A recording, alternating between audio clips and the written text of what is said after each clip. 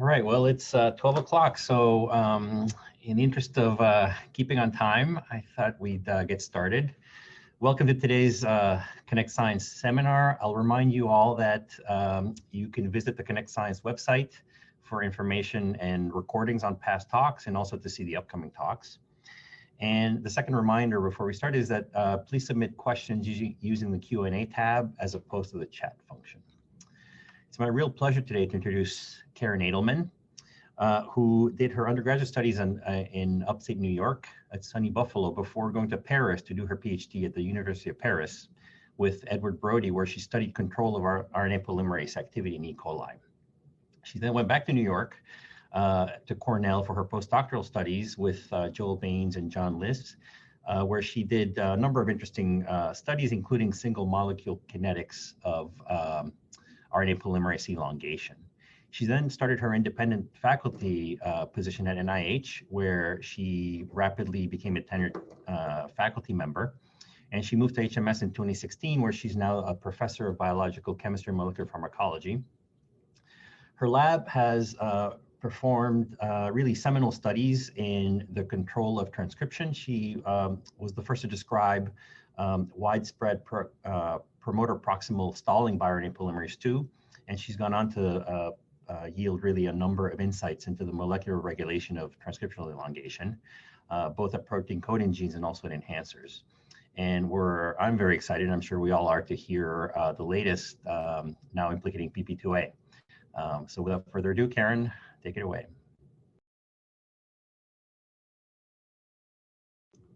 Oh, Karen, you're muted.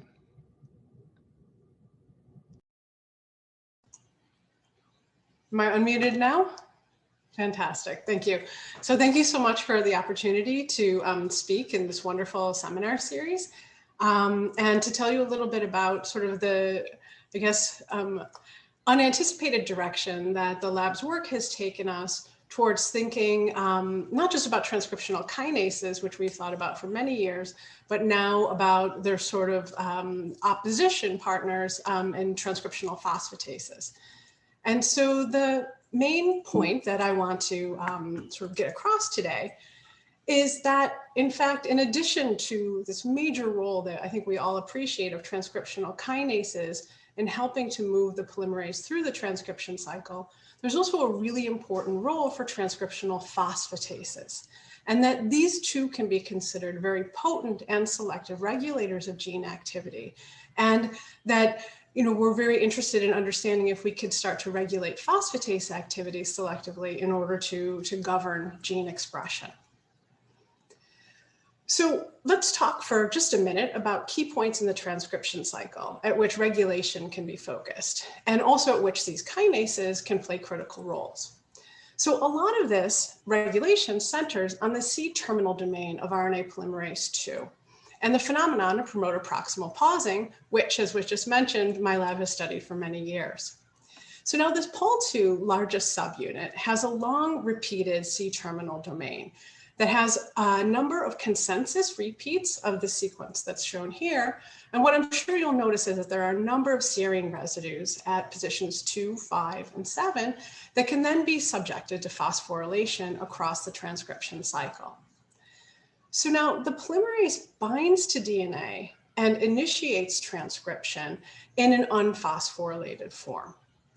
And so during initiation, using the kinase CDK7, the polymerase CTD then becomes, I'd say, lightly phosphorylated on serines 5 and serine 7 as it proceeds into early elongation.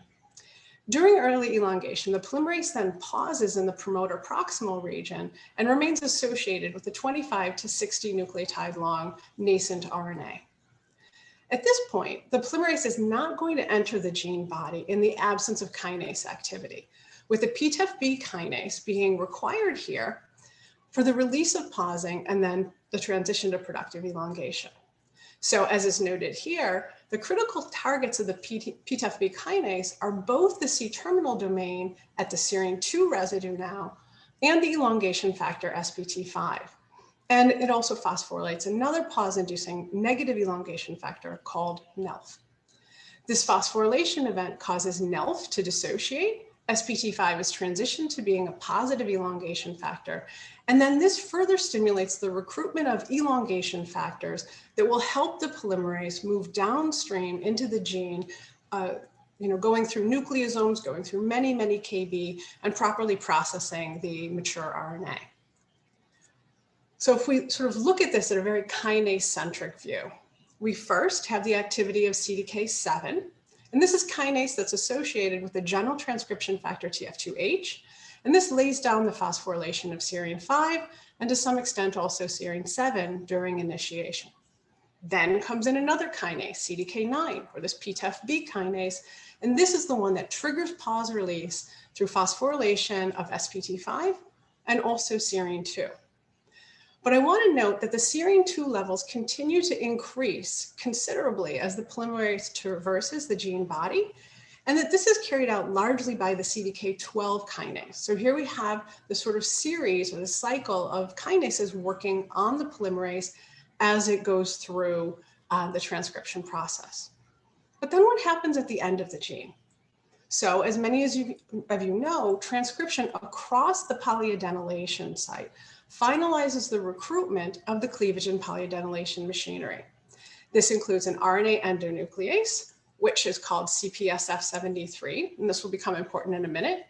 And this cuts the RNA to release the mature RNA for polyadenylation. And then this renders the polymerase, which is now associated with an RNA that lacks a protective 5' cap, susceptible to RNA degradation and termination. But as you can see from this schematic, something else happens at the 3' end.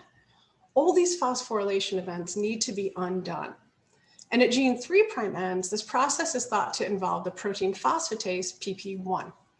And I'll note that the removal of phosphates, in particular from SPT5, has been shown to slow elongation and really make the polymerase more susceptible to termination.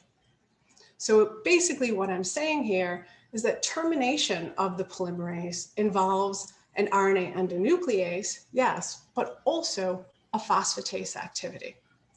And so kinases help the polymerase move across the gene, but phosphatases are really required to help us get polymerase off of the template DNA. All right, so that sounds like a very sort of carefully regulated process that occurs at gene 3' ends. The question now is whether or not this kind of termination ever happens prematurely before the polymerase reaches the 3' end of the mature RNA, before it gets to that poly-A site. So the question is, are there ever times when all the stars are aligned and all the things that we look for have happened? The transcription factors are present, histone modifications, co-activators, the polymerase initiates transcription and pauses, but doesn't successfully enter productive elongation. And this is important, and we're asking these questions because, of course, the failure of polymerase to productively elongate, so any premature termination, is going to release incomplete and aberrant transcripts, many of which, if translated, can cause really problematic protein products. So we want to think about whether or not premature termination occurs, because this is a way of really completely short-circuiting gene activity. So all the signs say this gene should be on, but instead there's no functional protein product being made. So the story I want to talk about today is one wherein this does occur in a selective and regulated way through the activity of the integrator complex. And as we'll note, this is particularly sort of prevalent at stimulus responsive genes that are on at a very low level normally in sort of happy resting cells, but that need to be turned on very quickly in response to the appropriate stimulus. And I'll note here that we found that integrator complex really takes a page out of the book of the normal 3' end processing machinery, and that it uses these same tools that the cleavage and processing machinery, or cleavage and polyadenylation machinery, excuse me, normally use. That is a phosphatase and an endonuclease. Finally, I want to note that everything I'm going to be talking about today was done in a nice collaboration with Eric Wagner's lab at UT Medical Branch in Galveston. All right, so what is integrator? So this is a multi-subunit complex that's specific to metazoa, specific to higher eukaryotes. So it's present in flies, mouse, up to human, but it's really absent in many of the lower species. Integrator has a lot of subunits, and most of them actually have completely undefined functions. But two are worth noting here right at the start, and that's because they were the first recognized through their existence as paralogs of proteins in the cleavage and polyadenylation machinery. And so these likely arose from gene duplication, followed then by a divergence of function. So integrator 11 is the paralog of CPSF73. That's this endonuclease that cuts the messenger RNA. And just as in the cleavage and poly-A machinery, the endonuclease sort of partners with another pair, which is CPSF100 in the cleavage machinery. In the integrator complex, INS11 pairs with INS9. And these two proteins, although they have very similar domain structure, there's only one of them that's catalytically active, and the other harbors a beta-lactamase, beta-caspase domain that has been degraded so that it would not be competent to carry out endonucleolytic cleavage. Okay, so integrator, containing these two sort of paralogs of the cleavage and poly-A machinery, was then found to interact with RNA polymerase.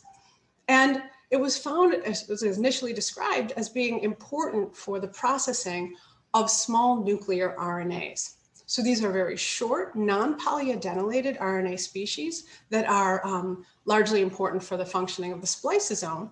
And what's thought to happen here is that integrator is brought into these promoters through specific protein-protein interactions, that it gets on the polymerase, it travels with the polymerase until the polymerase transcribes what's called the 3' box. Integrator somehow recognizes this 3' box, cuts the RNA, and voila, we have a mature small nuclear RNA with a 3' end that then is not made by the polyadenylation machinery and then lacks a poly-A tail. So this was all that was known about integrator for quite a while. But there were hints that integrator had to be doing more than this. In particular, because GWAS studies and mutational analyses indicated that every subunit of integrator was implicated in disease, often cancer or developmental disorders. And the vast majority of these diseases were not ones where an snRNA biogenesis was thought to be disrupted. So integrator had to be doing something else, and there had to be other subunits that were playing some kind of role in this process.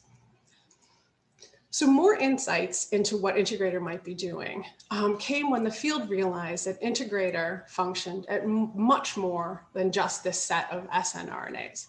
In fact, it was appreciated that integrator also is important for the biogenesis of non-coding enhancer RNA species.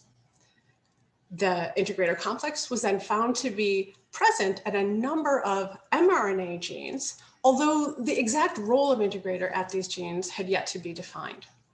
But what really caught my attention as someone who sort of loves everything Pol2 pausing related was that integrator was suggested to interact with the paused Pol2 and somehow affect its release into elongation.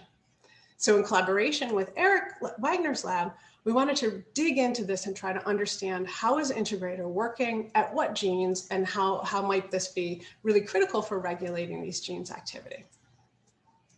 So we started by doing something very simple, which is just to deplete an integrator subunit and determine whether gene expression is changed. So this first set of experiments that I'll show you here are from Drosophila. And this we used because we've developed a nice system to be able to deplete the endogenous protein and then rescue with not just wild type, but mutant proteins, as you'll see in a few minutes, which has really helped us pinpoint the specific regions that are necessary for activity. But I'll talk about later in this seminar, the findings that we've had in flies are really nicely recapitulated in human cancer cell lines.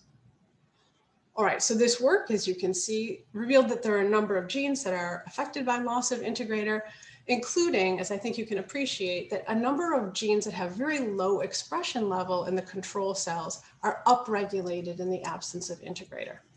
And so this suggested that normally integrator is responsible for helping to keep these genes repressed And what was interesting to us is that a number of the genes that were found to be upregulated in this system were stimulus responsive genes, such as those involved in immunity, oxidative stress, EGF, and growth responsive pathways. And this was the same sort of kinds of genes that had been reported to be affected by integrator loss in human cancer cell lines.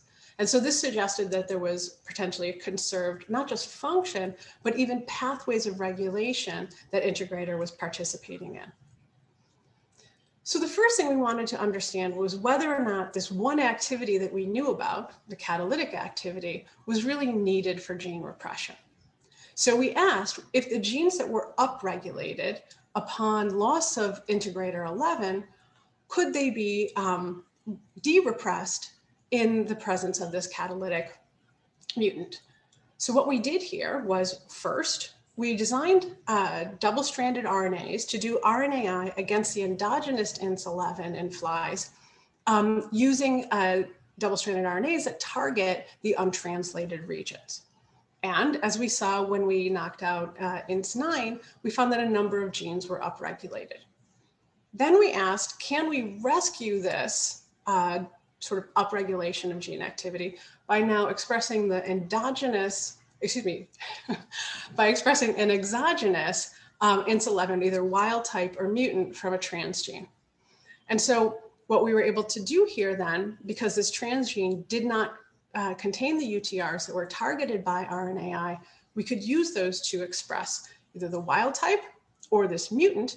And this catalytic mutant is sort of causes the loss of zinc coordination within the active site. And so it destroys the endonuclease activity without perturbing the interaction with the rest of the integrator complex.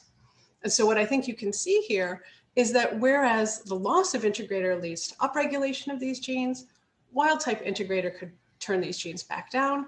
And this single point mutant that knocked out just the catalytic activity, this endonuclease activity, was not able to repress these genes. And this is true for the gene that I'm showing here as an example. But as you can see in this heat map on the right, the genes that are upregulated in the absence of integrator, shown in red, can largely be re-repressed in the presence of the wild type complex.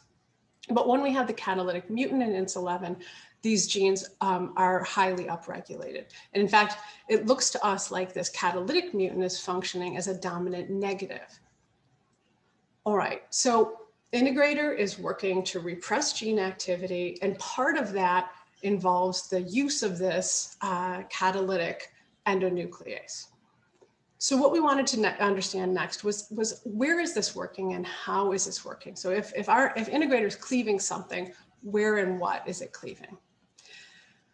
So to look directly at the transcriptional process, to look directly at the effects of integrator on nascent transcription, we performed an assay called PRO-seq, or precision run-on sequencing. And what this does is it maps the location of engaged and active Pol2 at single nucleotide resolution. This is a beautiful assay developed by Hujun Kwek and Leighton Kaur in John Liss's lab. And so what they do is you isolate cells and you just use detergent to poke little holes in the cells that allows you to sort of get things in and out. What I mean by that is that you poke the holes in the cells and then you float in biotinylated NTPs. And so these NTPs then can be used by the polymerase that's active, of course, to put one more NTP on the 3' end of a nascent RNA. And yet that biotinylated NTP is kind of big and chunky, and so it blocks the active site. So you can really add one, maximally 2 nucleotides before the polymerase stops in its tracks. So where that biotin is added to the growing RNA tells you exactly where an active polymerase was located at the time you harvested your cells. So now you can use the fact that there's a biotin there to isolate the RNA. You fragment the RNA so that you get just the pieces that you're interested in. You put on some adapters, you amplify to make this a sequencing library, and then you sequence knowing that the nucleotide right next to your biotin is the exact position at which the polymerase was located when you isolated your cells. So what this gives you that's different than RNA-seq is that it really tells you where the polymerase is across the whole gene. Whereas in RNA-seq, you don't usually get reads from introns. This can show you where the polymerase is sort of going across an intron. And it also shows you this very characteristic distribution of the polymerase where there's far more at the 5' end than at the 3' end.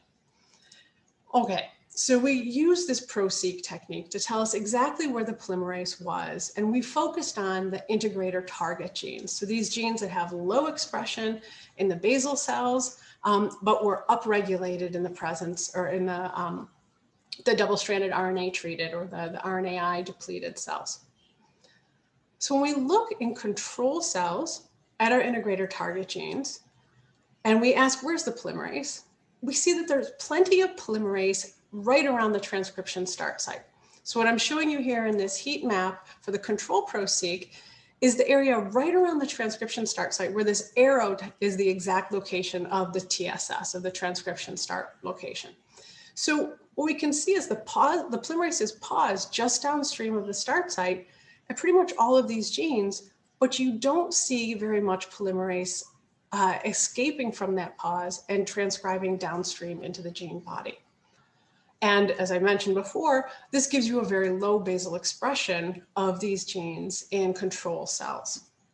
Now, when we depleted integrator and repeated the PRO-seq at these very same genes, now you saw that the polymerase not only was recruited and paused, but now it could be released into the gene body.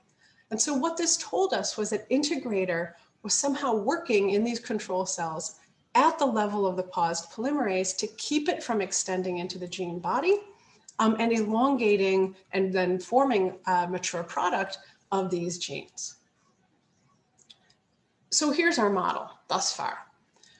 Integrator, using the same kind of activities that the termination machinery has, is able to bind to this paused polymerase and keep it from being able to enter the gene, and with data that I'm not having time to show today, but which is in this published paper, we demonstrated that it was using this cleavage activity to really stimulate termination. And we were able to see these short non-productive RNAs being released from the promoter proximal region. So I just want to point out, as I sort of alluded to in the beginning, that this is a really cool mechanism for gene control because it overrides all of the stuff that goes on at the promoter. And again, even if everything says this gene is on, this gene should be a go, integrator comes in and the gene gets turned right off. So this is a really powerful way, as the way that we're thinking about it, to sort of govern gene activity after the fact. So sort of an independent way of keeping these genes off. So that was kind of cool. But what we really wanted to understand was what these other subunits do, right? So I told you there are 14 subunits here, at least, and we only know about 2 of them. So what I want to talk about now is the integrator 8 subunit. And this is sort of became really fascinating to us. But we really just started with it because it was the one that was most heavily implicated in disease. So INT8 is mutated in gastric cancer, T-cell lymphoma. Mutations in INT8 cause developmental disorders, in particular within the nervous system. And what was also really interesting to us was that integrator 8 had been pulled out in mass spec as something that interacted with the protein phosphatase PP2A. And so this old mass spec, then we repeated in both Drosophila cells and in human cancer cells, and we could confirm that integrator 8 and the integrator complex in general was interacting with PP2A. So we wanted to try to understand what this interaction was really all about. So here, I just want to show you this yeast-2 hybrid system that we were able to use to confirm that integrator 8 did interact indeed with PP2A. And here you just sort of see this growth assay where when the 2 things interact, they're able to grow on this histidine minus media. But more importantly, we use this assay to find exactly where in integrator 8 the contacts with PP2A were being made. And so one thing I'll note is that we started by looking at regions of integrator 8 that were highly conserved across species. And one really highly conserved region is the very N-terminus. And so we started just by making a number of mutations all the way across the N-terminus, just of 5-6 mutations at a time, to ask, were there mutations here that would interfere with the relationship or the interaction between integrator 8 and PP2A? And indeed, we found that mutations within this region that I'm highlighting here were responsible for or at least mutations within this region would disrupt this interaction between integrator 8 and PP2A. What was really nice about this, and in particular about this mutant 5 that I'm referring to here, is that when we made this mutation, this did not disrupt the interaction of integrator 8 with any of the other integrator subunits. So like our kind of clean catalytic site mutation, we wondered if we could make this little 4 amino acid mutation in cells and disrupt the interaction between integrator and PP2A. So we made this mutation and we introduced this into cells, and then we performed both mass spec and a number of Western blots. And just for simplicity, I'll show you the Western blots here. So what I'm showing you here is that we could do an expression of wild type integrator 8 or integrator 8 that had these 4 amino acids mutated. We could do some IPs.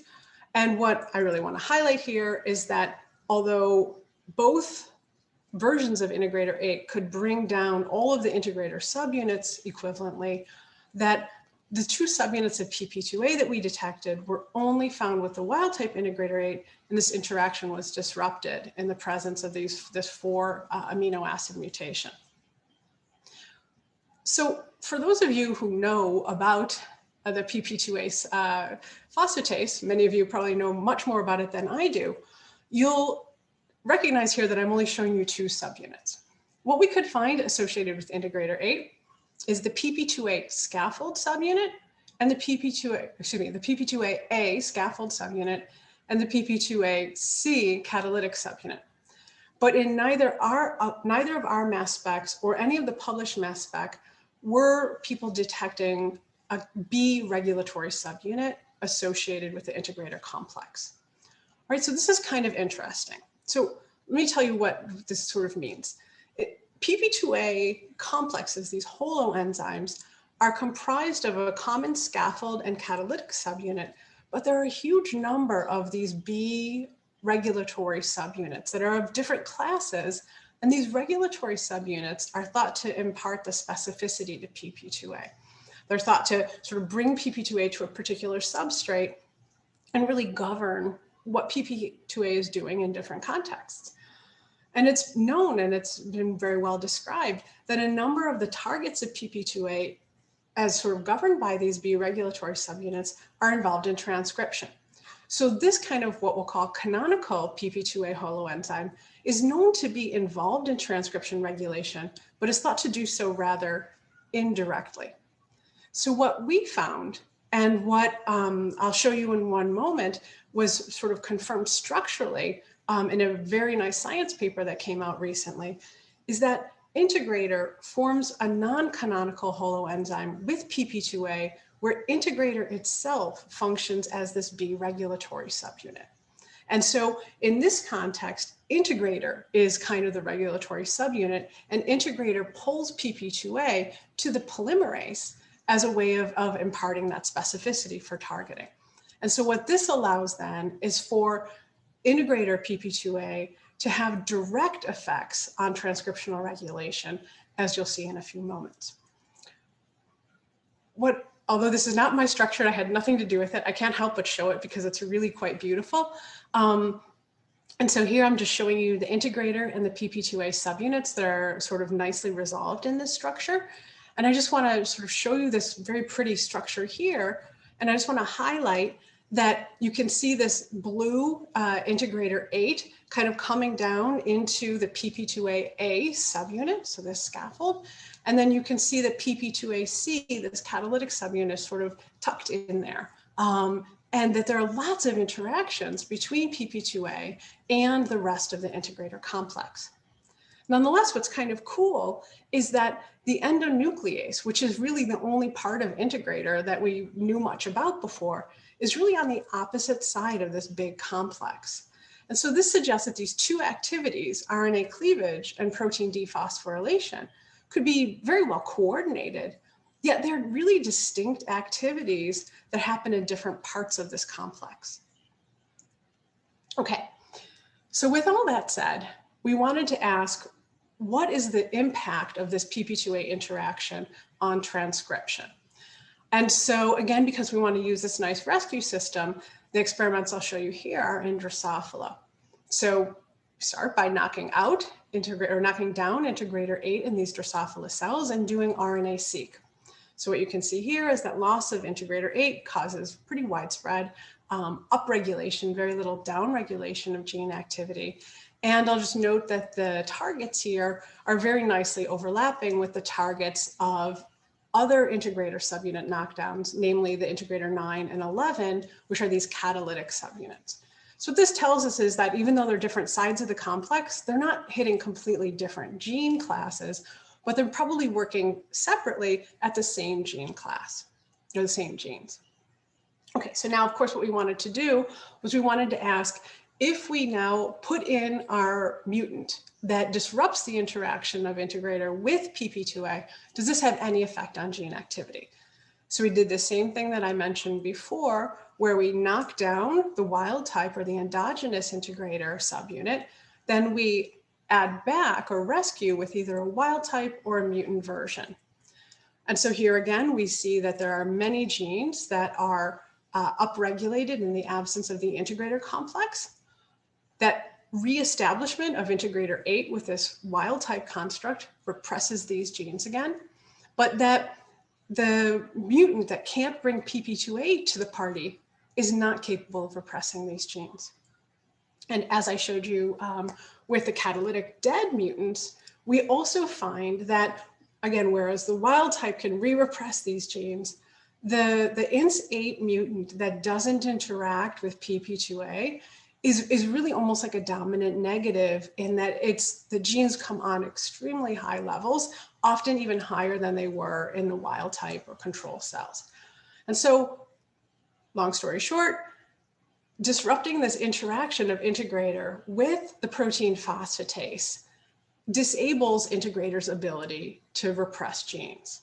And so that really got us very, very interested in whether or not this phosphatase activity was also working at the paused polymerase and whether this was really critical for mediating the termination that we were envisioning happening in that region. So we did PRO-seq. Here in these cells, we knocked down integrator 8 and we looked at the targets of integrator 8 activity. As I had shown you before, the genes that are normally targeted by integrator don't seem to have any defects in bringing the polymerase to the promoter. You can see the paused polymerase just downstream of the transcription start site in these control cells. And you can see that when you deplete integrator 8, the polymerase is now able to enter these gene bodies, leading to this gene upregulation. What happens now if you sort of reestablish wild type integrator 8? Polymerase gets stuck back at the promoter. And this the 4 amino acid point mutation that, again, it keeps all of integrator together, but just no PP2A, it really looks as if it's a complete null. So the absence of the PP2A phosphatase at these genes really allows the polymerase to escape from pausing and to transcribe the gene body. Okay. Most of what I've been talking about now is protein coding genes, but I just want to highlight that the very same principles apply at enhancers. So as many of you know, enhancers too can be highly transcribed, and this is thought to be correlated with their activity levels. And what we see is that there are a number of enhancers at which depletion of integrator subunits allows more enhancer RNA production and appears to increase the total amount of nascent RNA produced from these enhancer regions.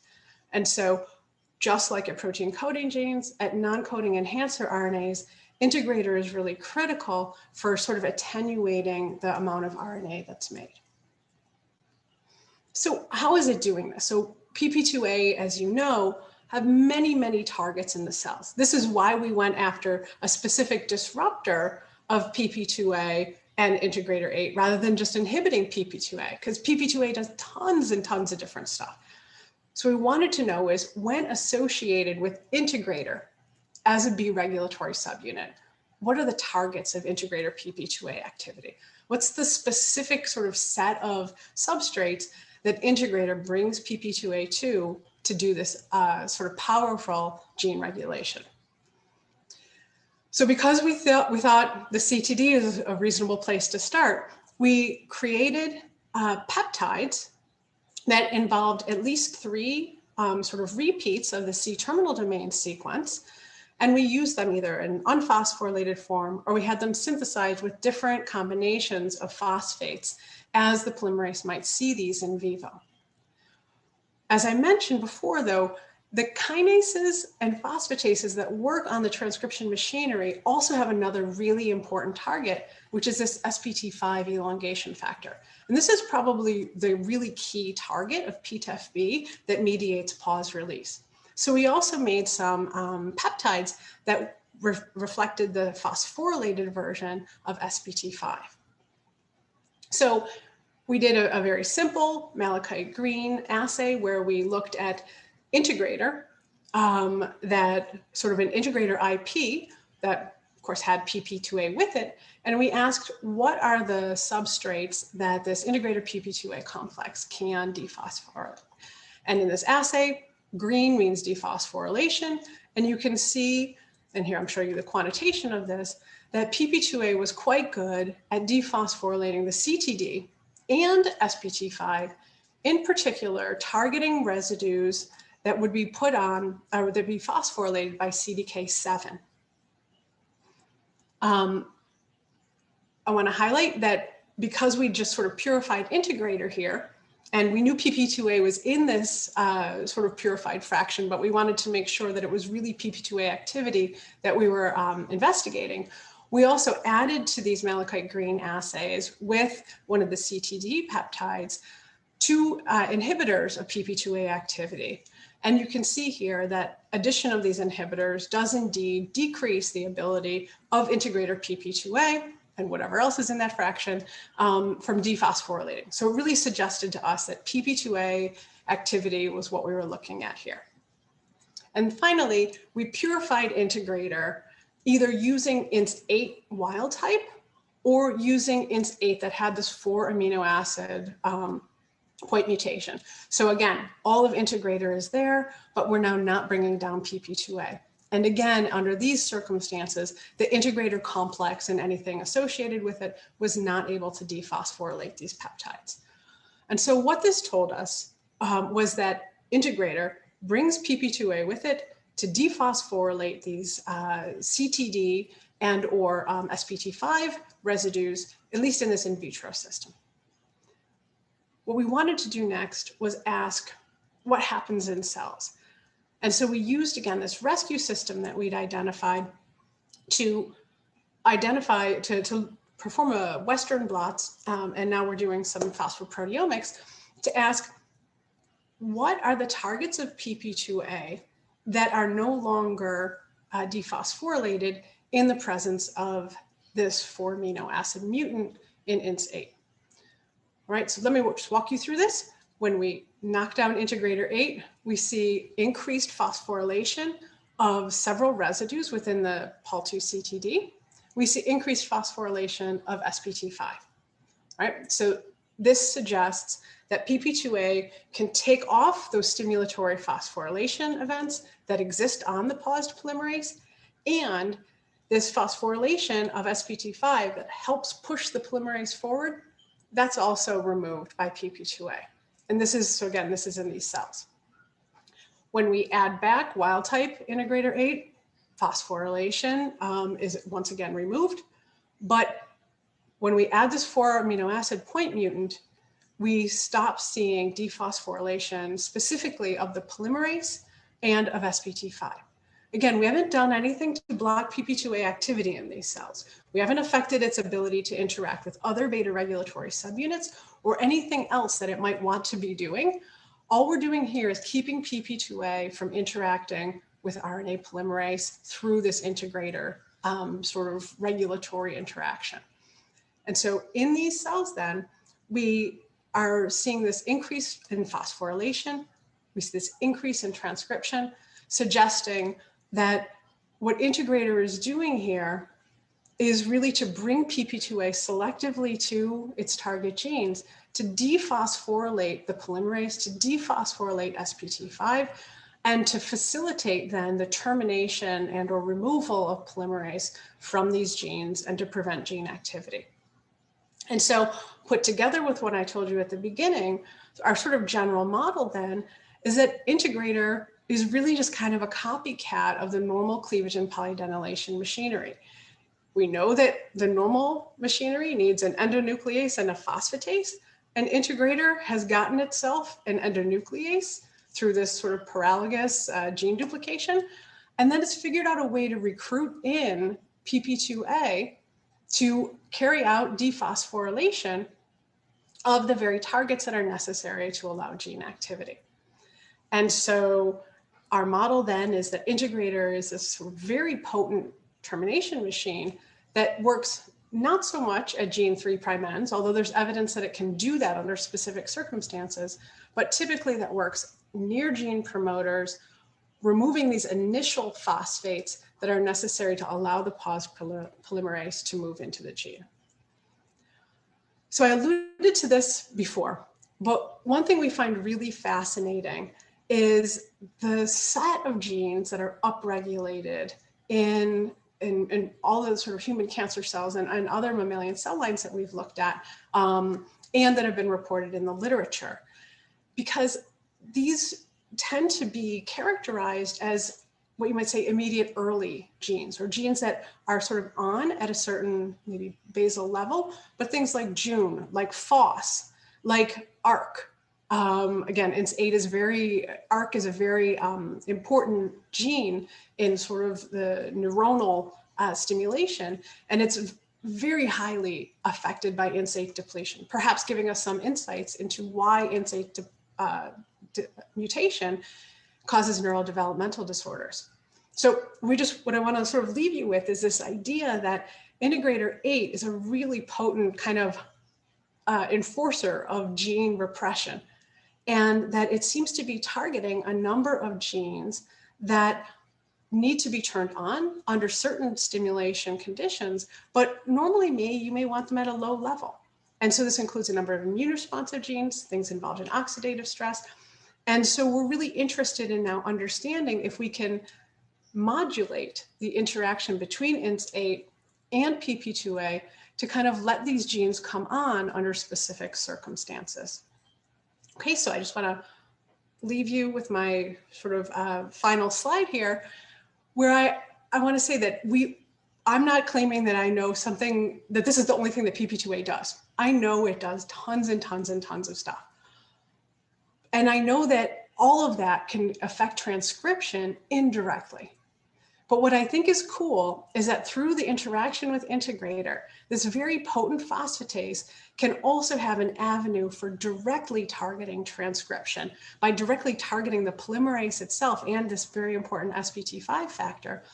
And I just want to sort of raise these questions of, how much of PP2A's involvement in gene regulation is actually due to the interactions with integrator and not this more indirect model for transcription activity. And then we're sort of very excited about trying to devise ways to specifically disrupt this PP2A interaction with integrator and to really test now in sort of more sophisticated mammalian systems, how does that affect gene activity? And finally, one big question in the field, and I just want to tell you, I don't know before I get a bunch of questions about this, is how is it that integrator selectively targets a subset of genes for sort of repression? And that's a really very actively sort of investigated topic, both in my lab and in others, now that we appreciate the importance of this complex. So with that, I want to end, and I want to just thank the people in my lab and also in collaborators' labs who have done this. This was really spearheaded, all in this collaboration with Eric Wagner. And the people in my lab who did the vast majority of this are David G., Chad Stein, and Telmo Enriquez. And with that, I will stop and I'll ask any questions or answer any questions. Karen, terrific talk. Really totally wild stuff. I have a number of questions, but I'll start with the ones that have been posted. One of them is, if you chip integrator or PP2A, do you see them peaking at pausing sites? On this note, if you IP pausing complexes such as NEF, NELF, or POL2, do you find PP2A and integrators co-IP with them? And does PP2A compete with CDK9? Whew, that's a lot of questions. Okay, so let me say the first one is if we do chip for integrator, yes, you see it primarily at the promoter region of genes rather than within gene bodies or at 3' ends. So the location, this sort of promoter proximal region, is really where integrator complexes chip the most highly. Next, if you do, or I think that was the next question, if you do mass spec or you do some kind of co-IP for integrator, PP2A, or like pausing complexes, do you see reciprocally all of these different proteins? So in fact, yes. So work both by Hiroshi Honda's lab and by Monsef Benkiran, who were interested in the pausing complex at the, in particular at the HIV LTR. They sort of pulled out these pausing complexes that were regulating HIV, and they found integrator. And so I want to say that is really sort of broadly important for non-coding RNA termination, including an HIV. And one of the first indications that there was some connection between pausing and integrator was this really interesting mass spec suggesting that when you pulled out NELF, for example, you got integrator with it. I think there was another question, but I can't remember what it was. Does PP2 compete with CDK9? I don't know. So there is, there's some beautiful work that hopefully will come out soon from Ricky Johnson in Australia, where he's been treating cancer cell lines with either inhibitors of CDK9 or inhibitors of PP2A to kind of play this yin and yang. And there it does seem like there is a competition, whether it's a direct or indirect competition, I think we don't yet know. But I do think that there's going to be some really interesting interplay there between the kinases and the phosphatases, totally. Mm-hmm. And a related question, does this, how widespread are the integrated mutations in cancer? And do you think these might predict vulnerability to the CDK inhibitors? Yeah, so this is a super exciting question that I don't think we've dug into enough yet to be able to answer these questions. So we've looked a lot at DepMap, and we've looked a lot at the sort of reliance on different integrator subunits in different cancer lines. And we're trying to connect that now to different sensitivities to some of the drugs. I don't think we're quite there yet, but I would say that not all cancer cell lines are similarly sensitive to loss of integrator subunits. And we just need to kind of connect the dots to understand if that's related to PP2A expression or even mutations in some of the phosphatases and kinases that are playing a role in this process. Cool. Another question is, does the integrator PP2A complex also cause the dephosphorylation of S2 throughout the gene body?